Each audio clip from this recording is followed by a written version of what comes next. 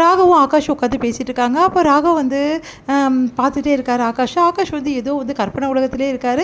உடனே வந்து டேய் இப்போ இப்படி தானே இருப்பியாடா, என்னடா போர் அடிக்குதுடா, ஆமாம் இன்னும் கொஞ்ச நாள் உனக்கு கல்யாணம் ஆக போகுது, உனக்கு என்னடா போர் வேண்டி கிடக்குது அப்படின்னு சொல்கிறாரு. இருந்தாலும் வந்து எப்போவுமே வந்து அவன் நினைப்பாவே இருக்கிறா. டே இப்படி நீயாடா இப்படி பேசுகிற, எப்படி இந்த திறமை ஒரு நாளைக்கு இப்படி இருக்கே ஐடியாடா அப்படின்னு சொல்லிட்டு கேட்குறாரு.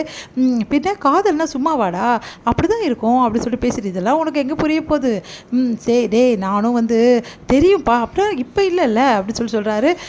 என்ன பண்ணுறது தெரியலையே இவன் இப்படி ஆகிட்டானே அப்படின்னு சொல்லிட்டு பேசிகிட்டு இருக்காரு. என்னாச்சு அப்படின்னு சொல்லிட்டு பால் எடுத்து வந்து கொடுக்குறாங்க.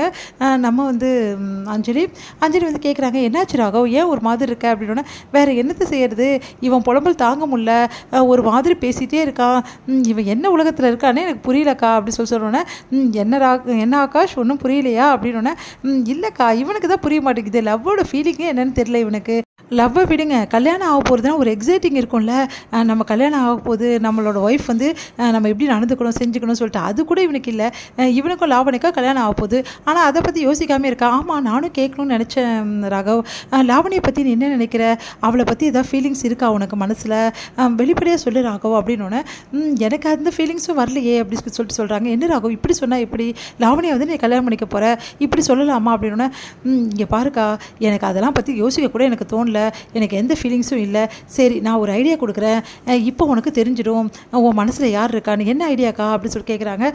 இந்த ஐடியாவை நானும் கீப் அப் பண்ணிட்டேன் அக்கா நீங்களே சொல்லுங்கள் அப்படின்னு சொல்லிட்டு ஆகாஷ் சொல்கிறாரு.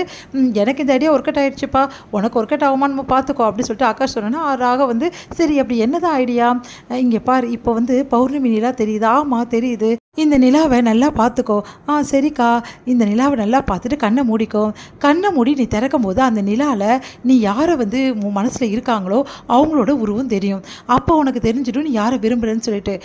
இதெல்லாம் என்னக்கா இதெல்லாம் ஸ்டூபிட் ஐடியாவாக இருக்குது, அதெல்லாம் ஒன்றும் இல்லை, இந்த ஐடியா கண்டிப்பாக ஒர்க் அவுட் ஆகும், சரி உனக்கு தான் இதில் நம்பிக்கை இல்லை ஆனால் அக்கா மேலே நம்பிக்கை இருக்குல்ல, உன் மேலே நிறைய நம்பிக்கை இருக்குக்கா, அப்போது இந்த ஐடியா வந்து நீ ஃபாலோ பண்ணிக்கோ அப்படின்னு சொல்கிறாங்க.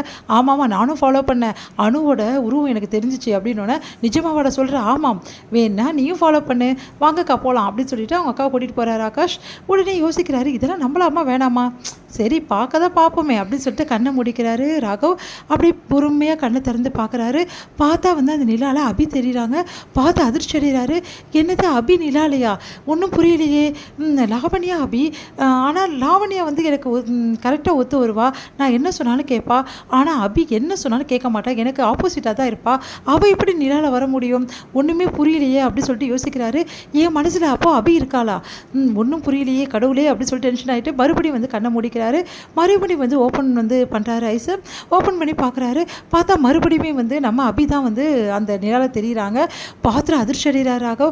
அப்போ அபி மனசு தேடுதா, நான் விரும்புகிறேனா, ஒன்றுமே புரியல எனக்கு, உண்மையிலே நான் அபியை தான் லவ் பண்ணுறேனா, அப்புறம் ஏன் எனக்கு அந்த உருவம் தெரியுது, அக்கா சொன்னது உண்மையாக பொய்யா, ஒரே குழப்பமாக இருக்கே, அக்கா என்னை ரொம்ப குழப்பி விட்டு போயிட்டாங்க இப்போ அப்படின்னு சொல்லிட்டு மறுபடியும் வந்து அந்த நிலாவை பார்க்குறாரு.